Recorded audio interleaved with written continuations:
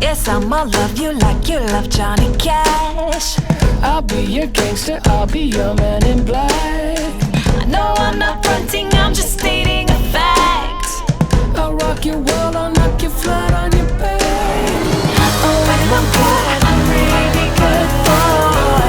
When I'm bad, I'm better. When I'm good, I'm really good, girl. When I'm bad, I'm better.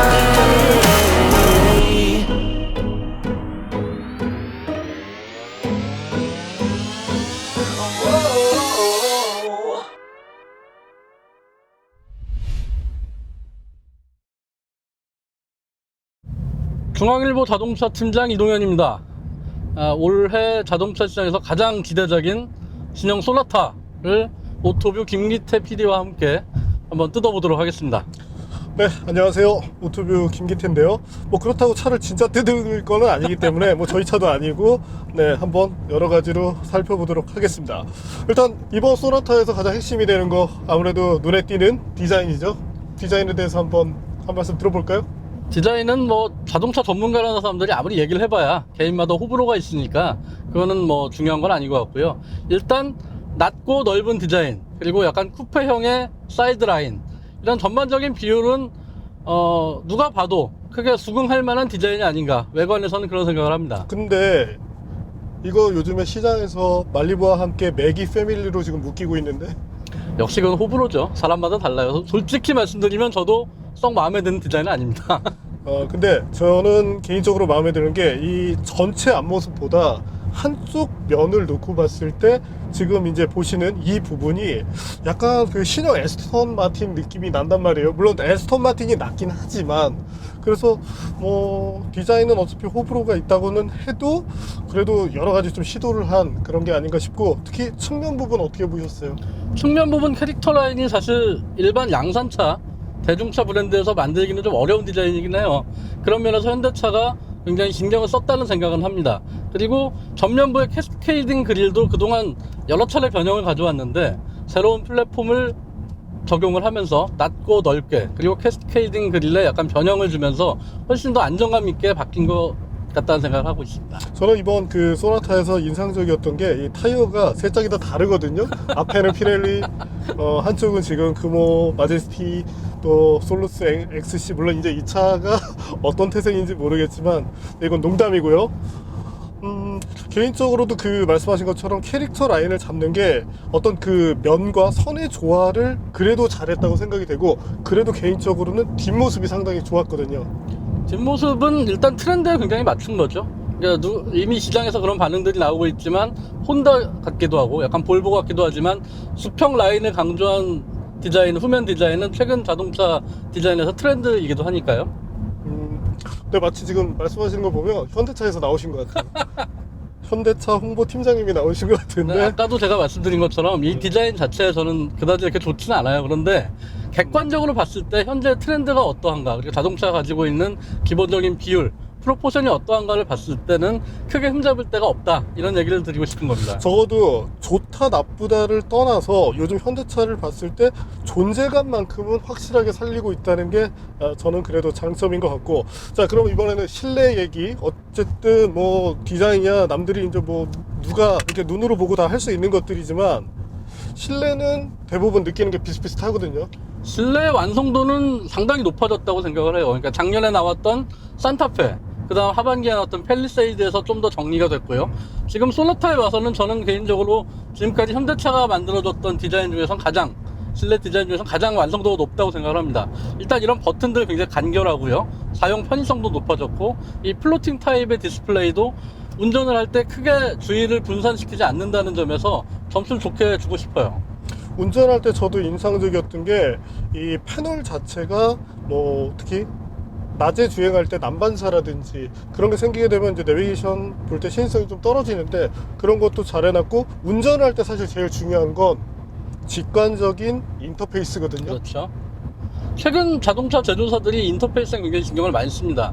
전장 장비들이 많이 들어가면서 사실 조작을 해야 될 것들도 굉장히 많아졌는데, 최근 지금 소나타에 와서 보면은 스티어링 휠에 달려있는 이런 조작 버튼들도 크기나 사용 위치, 그리고 사용 편의성 같은 것들이 많이 좋아졌다는 생각을 해요. 이 정도면은 프리미엄 브랜드와 비교를 해도 크게 뒤처지진 않는다는 생각을 합니다. 저는 이 인터페이스 하면 가장 이제 생각나는 최고의 브랜드가 도요타 그리고 이제 렉서스인데 사람을 전혀 고려하지 않은 그 디자인을 썼다는 게 최근에 탔었던 그 UX 250H 같은 경우도 보면 여러 가지 이제 그 인터페이스를 통해서 사람의 어떤 인내심을 좀 자극하는 그런 느낌이 있었는데 현대차 좋은 거는 분명히 직관적이에요. 한번 탔을 때 누가 설명을 해주지 않아도 설명서를 보지 않아도 바로바로 버튼을 뭐 작동시킬 수 있다는 거는 네 이건 적어도 잘하는 거고 특히 이 계기판 봤을 때 이 방향지시등을 켜면 오른쪽 타코미터가 사라지면서 카메라 뷰를 보여주잖아요.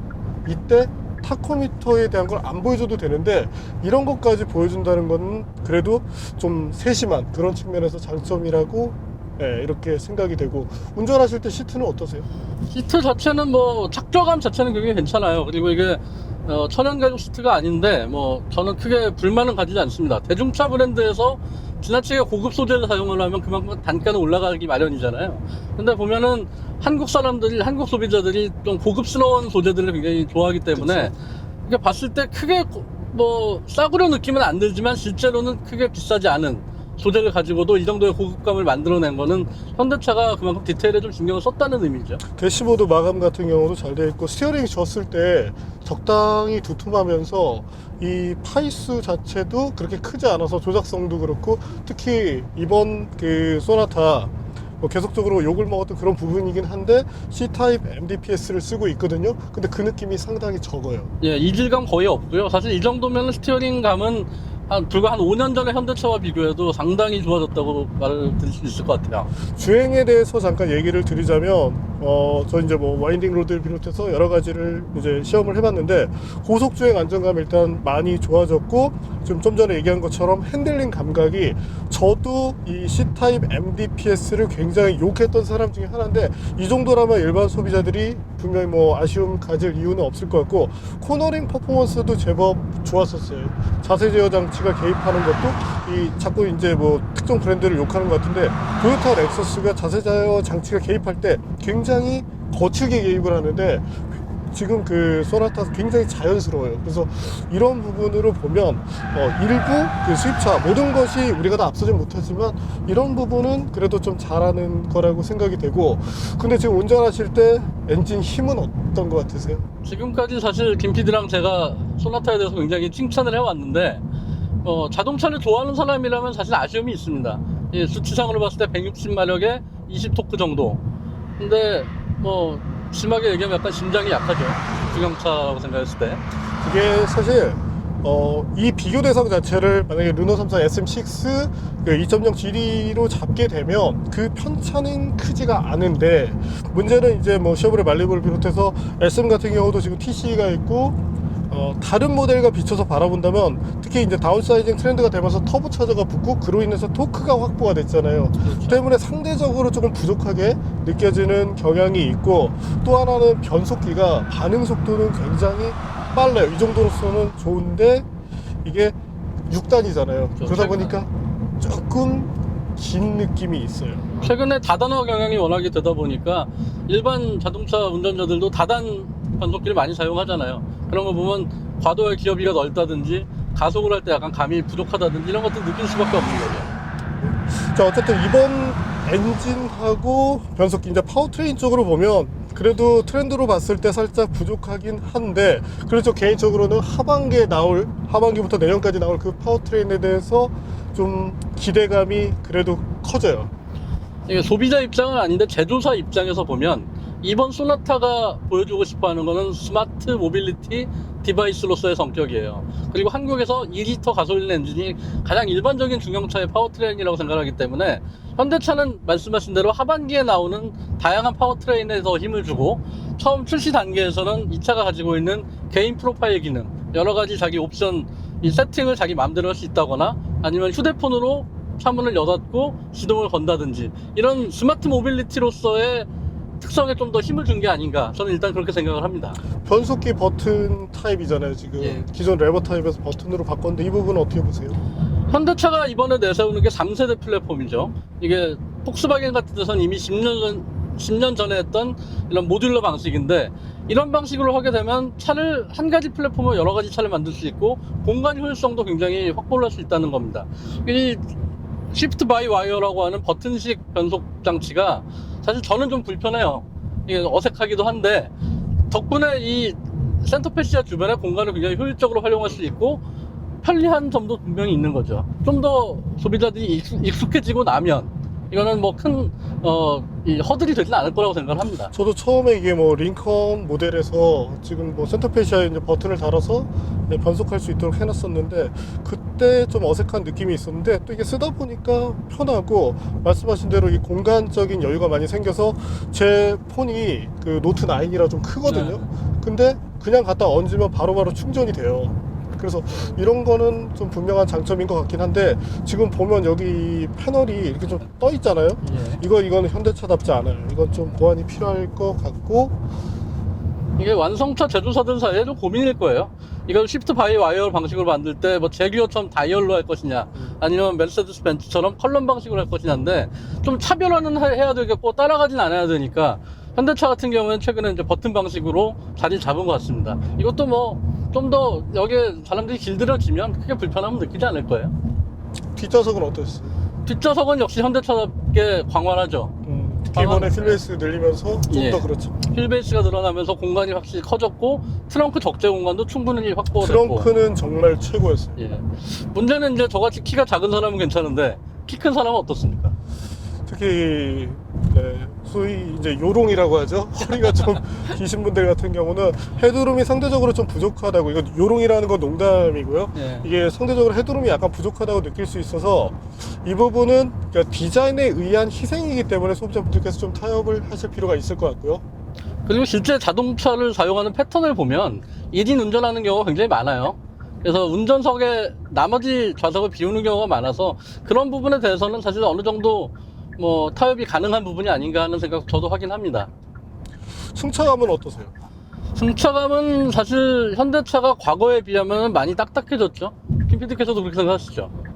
요즘에 이제 좀 많이 드는 생각이, 이 현대차가 유럽 엔지니어들을 많이 데려왔잖아요. 그러면서 어떤 그 퍼포먼스, 특히 핸들링 부분을 많이 개선을 했는데, 거기에 반대급부로 승차감을 조금 잃고 있다고 생각을 해요. 근데 다행인 건 소나타는 그래도 최소한의 좀 타협을 했다고 생각이 되는데, 하나 조금 아쉬운 게, 처음에 이제 저희 팀 이제 뭐 김선웅 기자, 그리고 또 그 팀 내 그 문희철 기자님 있으시잖아요. 네. 다들 공통된 의견이 이놈의 승차감 도무지 이해할 수가 없다였어요. 근데 이게 보니까 공기압을 이 시승차를 제공할 때 너무 많이 넣어버리니까 그런 좀 아쉬움을 주고 있는데, 이건 뭐 사실 차에 대한 얘기는 아니지만 좀 홍보팀에서 이런 차들도 좀 관리를 잘해줬으면 좋겠어요. 타이어도 그렇고. 근데 이것도 사람마다 기호가 다른 건데, 저는 사실은 좀 딱딱하고 흔들리고 이런 차들의 소위 말하는 NVH에 별로 크게 휘둘리는 편은 아니거든요. 그러니까 차는 기본적으로 소리도 나게 마련이고,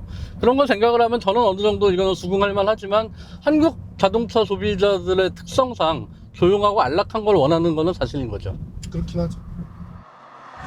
자, 이 팀장님이 MVH 얘기를 하셔서 이제 드리는 얘기인데, 지금처럼 이제 주행을 하고 있을 때 이미 이제 속도가 약 80km 정도, 시속 80km 정도를 전후하는 상황인데, 이때도 바람 소리가 사실은 많이 들어오고 있거든요. 저희가 또 이 계측을 해보니까 예전 소나타 K5와 비교를 했을 때 그 수치가 대폭 높았단 말이에요. 그래서 이 부분은 사실 현대차답지 않은, 그래서 이거는 향후에 좀 보완이 필요한 그런 부분이라고 생각이 되고, 뭐 과거에 현대차 물침대 서스펜션이라고 했는데, 그때는 무조건적인 안락함을 추구했다면, 최근에는 말씀하신 것처럼 유럽 엔지니어들이 들어오면서 노면을 충분히 읽을 수 있는 그런 승차감을 제공을 하는 거죠. 하지만 문제는 여전히 이게 대중차고 2천만 원대에서 구입을 해야 된다는 차라는 겁니다. 그렇다면 더 좋은 서스펜션, 더 좋은 차음제, 흡음제를 사용하기에는 분명히 한계가 있죠. 그걸 넘어서야 하는 게 현대의 과제인 거죠. 근데 가능하다면 지금 이제 현대가 N이라는 브랜드를 내세우면서 뭐 N9이라는 것들도 지금 선보이고 있잖아요. 그렇죠. 때문에 이제 전통적인 소비자를 잡기 위해서, 뭐 그랜저도 마찬가지지만 조금은 부드러운 그런 성향의 서스펜션을 보여주고, 조금은 매니아적인 그런 소비자를 잡기 위해서 N9의 서스펜션을 조금 더 단단하게 조임으로써 두 소비자들을 다 만족시킬 수 있으면 좀 더 낫지 않을까 싶어요. 현대차만의 뭔가 주행 감각이 생겨야죠. 그러니까 유럽 프리미엄 자동차 브랜드들이 말씀하신 BMW M 디비전이나 아니면 메르세데스 벤츠 AMG 같은 것들은 분명히 둘 다 스포티하지만 각자의 차별화가 있거든요. 그렇죠. 그러니까 현대 N이라는 브랜드가 시장에서 자리 잡기 위해서는 현대차만 가지고 있는 고유한 특성을 가져야 된다는 거죠. 자, 그리고 이번 소나타를 내놓으면서 현대차가 강조했던 부분이 있죠? 예, 스마트 모빌리티 디바이스라는 건데 이게 지금 많이 알고 계시겠지만 공유 차량이라든지 이런 모빌리티 이동성 혁명들이 일어나면서 현대차도 거기에 발맞춰서 새로운 트렌드를 따라가겠다는 거죠. 이 차 같은 경우에도 스마트폰에 있는 앱으로 시동을 걸고 최대 4명까지의 개인 프로필을 저장할 수 있는데 이게 단순히 자동차 운전자의 것이 아니라 공유 차량으로 활용됐을 때 어떻게 쓸 수 있느냐의 문제인 것 같아요. 이를테면 이 소나타 같은 경우에 제네시스에 사용됐던 자동 무선 업데이트, 내비 무선 업데이트 기능 같은 것들도 들어왔죠. 그러니까 커넥티드 카라고 얘기하는 그런 통신 기능이 이 차에서는 굉장히 많이 강조된 걸 알 수가 있습니다. 현대차에서 나오셨죠? 아닙니다. 중알보 기자 같지가 않아서. 그러니까 제가 느끼는 게 이런 거예요. 소나타는 어쨌든 대중차고 패밀리차인데 그러면은 우리가 아까도 얘기했던 것처럼 심장이 약해서 동력 성능은 떨어지지만 그럼 이 차가 보여주고 싶어하는 건 뭘까? 그래서 앞으로의 모빌리티 변화를 현대차가 그래도 따라가겠다는 의지가 보인다는 거죠. 물론 부족한 점이 아직 많지만 그런 의지를 보여준다는 점에서 이 차가 가지는 뭔가 그런 특성 그리고 첫 번째 차로서의 의미는 분명히 있는 것 같습니다. 자, 그러면 이 차 타면서 가장 인상적이었던 것 그리고 가장 아쉬웠던 것 꼽으신다면? 가장 인상적인 거는 역시 정리된 실내 디자인과 인터페이스입니다. 그러니까 저희가 스마트폰을 사용해도 인터페이스가 불편하면 짜증을 내잖아요. 근데 그런 인터페이스 사용자 경험 측면에서는 현대차가 굉장히 디테일을 살렸다라는 생각이 들고, 두 번째는 역시 자동차의 기본기죠. 단점이라고 한다면 자동차의 기본기가 잘 달리고 잘 돌고 잘 서야 하는데 아직 동력 성능에서는 조금 아쉬움이 있는 것 같아요. 아무리 패밀리카라 그래도 어느 정도는 달려줄 수 있어야 되는데 그런 부분은 약간 부족하죠. 하반기에 나올 파워트레인들이 그거 부분을 해결할 것 같고, 그래도 이 가속이라는 측면을 제외하고 나머지 회전이라든지 특히 이제 제동 성능 같은 경우도 테스트해 봤을 때는 감각적인 부분에 있어서 초반 응답성을 좀 강조하긴 했는데 그래도 전반적으로 퍼포먼스를 꾸준하게 지속한다든지 나머지 성능에 대해서는 저는 뭐 충분히 만족하는 입장이고, 파워트레인만 딱 교체되면 충분히 승산 있는.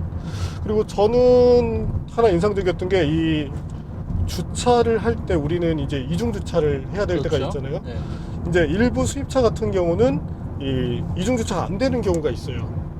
이제 중립에 놓고서 내리지를 못하거나 아니면 뭐 시동이 이제 안 꺼지거나 뭐 예. 도어가 이런 경우가 있는데, 이런 부분은 뭐 제네시스 G90도 그랬지만 그래도 국내 시장에 맞춰서 현대차가 좀 신경 쓴 부분이라고 생각이 되고, 이번에 근데 좀 개인적으로 아쉬운 건 바로 현대차가 엄청나게 자랑했던 보스 시스템인데 이게 K5에 들어갔던 크렐과 비교를 하면 보스가 월등히 좋거든요. 근데 이 타사들도 지금 보스를 많이 쓰고 있는데 상대적으로 그것들과 비교를 했을 때 스피커 개수만큼의 어떤 퍼포먼스를 못 보여준다는 건 조금 아쉬움이 되고, 다른 건 모르겠지만 그 리어 쪽에서 조금 더 이 박력 있게 쳐주는 그런 느낌이 살아나면 전 개인적으로 좋을 것 같아요. 이 팀장님 오디오 매니아잖아요. 사실 저만 해도 오디오를 굉장히 좋아하고 집에서도 뭐 나름 괜찮은 시스템을 갖춰놓고 있지만 실제로 음악을 듣는 시간은 자동차가 월등하게 많거든요.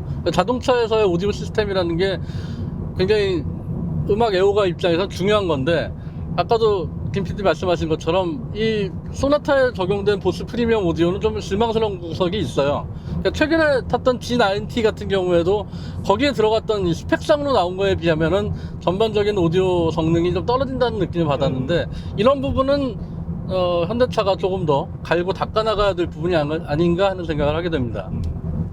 그래서 그나마 다행인 거는 과거에는 과도하게 뭐 베이스 음을 강조한다든가 이런 식이었는데 최근에는 좀 밸런스를 유지하려는 노력은 있는 것 같아요. 어느 정도 플랫한. 예. 현대차 내부에서, 연구소 내부에서도 이런 전장에 관한 연구가 계속되고 있기 때문에 앞으로는 뭐 좀 나아지지 않을까 하는 기대를 해봅니다. 자, 그러면 이제 정리하는 시간으로 가장 중요한 거, 그래서 이 차 사시겠어요? 그러니까 우리 나이를 한 10년 전으로 돌렸을 때, 그럼 뭐 이제 30대 한 중반 정도가 될 텐데 그랬을 때 이 차를 사겠는가? 이 두 가지로 말씀드릴 수 있을 것 같아요.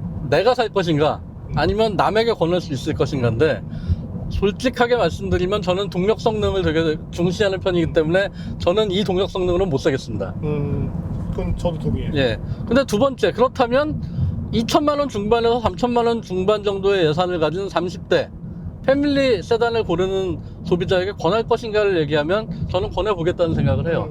사실 모빌리티 시대가 되고 또 도심 주행이 많은 상황에서 동력 성능은 그렇게 중요한 건 아니거든요. 스마트폰처럼 편의 장비가 많다는 것 자체가 트렌드에 따라갈 수 있다는 만족감을 주기 때문에 그런 측면에서 봤을 때는 뭐 주변에서 만약에 차량 구매를 고려한다면 저는 권해줄 만한 차라고 생각을 합니다. 완성도 측면에서 지금까지 현대차 가운데서는 상당히 최고예요. 뛰어나거든요. 소나타 중에서는 예. 확실히 뭐 당연한 얘기겠지만 최고고, 저도 만약에 뭐 같은 내용이겠지만 이 파워트레인이라면 절대 사고 싶지 않아요. 근데 1.6 터보 거기에 지금 뭐 새로운 뭐 세타 3 비롯해서 배기량도 다행이잖아요. 그러면 저는 전동화 가능성도 있고요. 네, 2리터급 터보 정도면은 관심이 있을 것 같고, 그리고 이 문제는 정도 가격이겠죠. 가격이 이제 많이 올라가면 이제 수입차로 가야겠죠.